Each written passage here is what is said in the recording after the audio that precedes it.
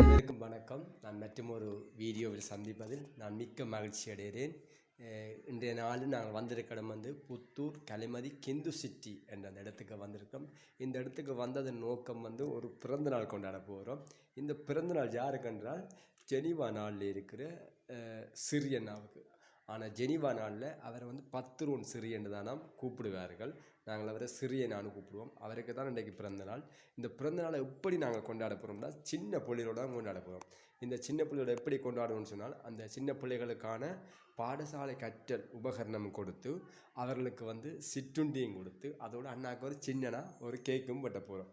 அப்போ நான் இந்த பிறந்தநாளுக்கான இந்த வீடியோவை எடுத்து யூடியூப்பில் போடுறதுக்கு நான் அண்ணாட்ட அனுமதி கேட்டிருந்தேன். அப்போ அண்ணா சொன்னார் போட வேண்டாம்னு சொல்லி.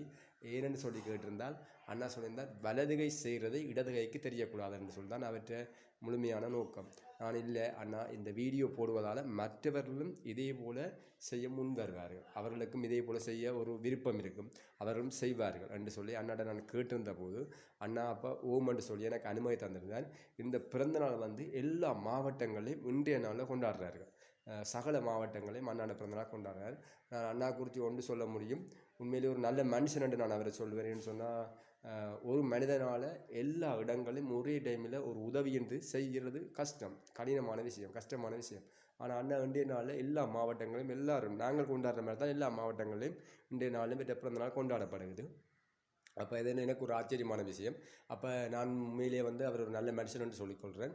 அதோடு இப்போ நீங்கள் கூட இந்த இப்போ இப்படி உங்களுக்கு ஒரு பிறந்தநாள் வந்தால் இந்த பிறந்தநாளை இப்படியாக செலிப்ரேட் பண்ணலாம், இப்படியாக கொண்டாடலாம். இல்லாட்டி நீங்களாகவே நேரடியாக போய் அவர்களுக்கு ஒரு உடுப்போ இல்லை ஒரு சாப்பாடோ இல்லை ஒரு கேக்கோ நீங்கள் வேண்டி கொடுத்து அவர்களை சந்தோஷப்படுத்தி அவர்கள் சந்தோஷப்படும் போது நீங்களும் அதில் சந்தோஷப்படுறதான் உண்மையான சந்தோஷம் என்று நான் நினைக்கிறேன். நீங்கள் அது என்ன எப்படி என்று தெரியலை.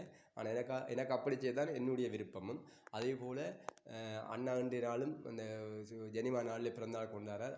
அவருக்கு என்னுடைய இனிய பிறந்தநாள் நல்வாழ்த்துக்களை நான் தெரிவித்துக் கொள்கிறேன். அதோடு இன்று போல என்றும் வாழ என்னுடைய இதயங்கள் அண்ணாவை வாழ்த்துகிறேன்.